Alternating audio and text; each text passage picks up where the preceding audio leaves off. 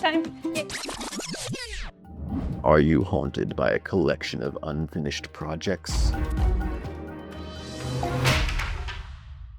All you need to free yourself from that DIY guilt is a simple 5-step system. In this video, we're going to show you how to finish all of your stalled DIY projects in 30 minutes.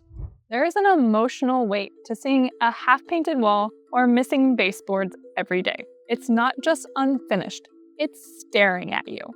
But today's win is not about finishing your to-do list. It's about stopping the drain on your mental energy by finishing one tiny thing.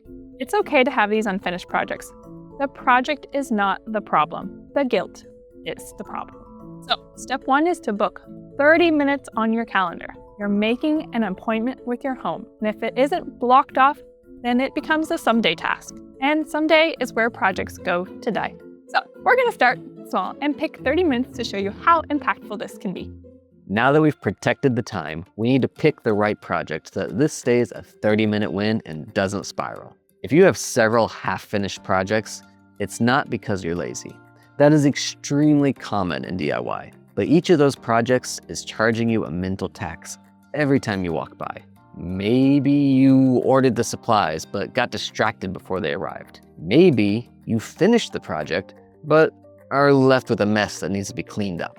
So, step 2 is to make a list of the unfinished projects and tiny nagging fixes in your home. Don't do a house tour to find every single project. Just sit down and list out whatever is at the front of your mind. Focus on the micro annoyances that frustrate you day to day. The loose doorknob, the paint touch-ups, the tools on your counter. What comes to mind first? We aren't looking for big projects. We're looking for mental tax refunds.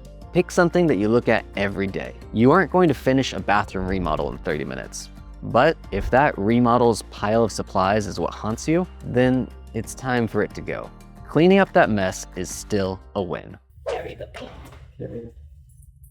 Now, look at the top items on your list. If you complained about one more than once and you can do it in 30 minutes, that's your project. But before you start, there is one quick step that you need to do first so that that 30-minute win doesn't turn into a 3-hour headache. Step 3.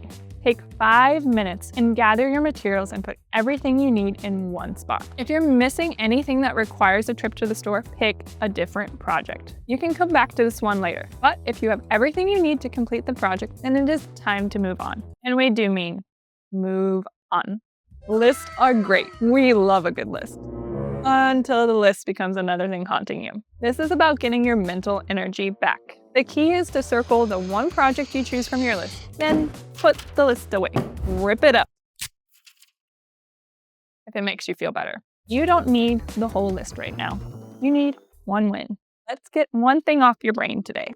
All right, you've got your one project, but now your brain is going to do what it always does. You'll think, wait, if I'm fixing this loose doorknob, I should really just fix the hinges and touch up the paint while I'm at it. Stop. That is how a 30-minute win spirals into a whole weekend project. You pick the project, you have everything staged, it's time to get started. If you feel the project creep or analysis paralysis kicking in, here's the trick. You don't need willpower, you need a deadline. Step 4 is to hack your brain with manufactured urgency and pretend that guests are arriving in 30 minutes. So set a timer, and while it's running, nothing matters but finishing your project. That means it's done, everything is back in its place, and your tools are put away. Skip perfection and focus on good enough. Now, grab your tools and get started.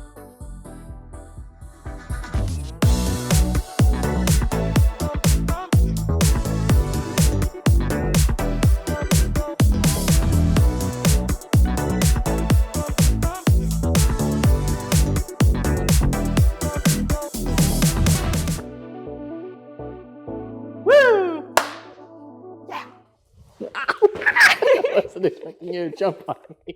How do you feel? If you just finished that tiny win, you may be physically tired, but mentally lighter. That's the point. And if you didn't finish, it's still progress. You stopped the drain and you got the momentum going again. Step 5 is to bank that momentum for your next win.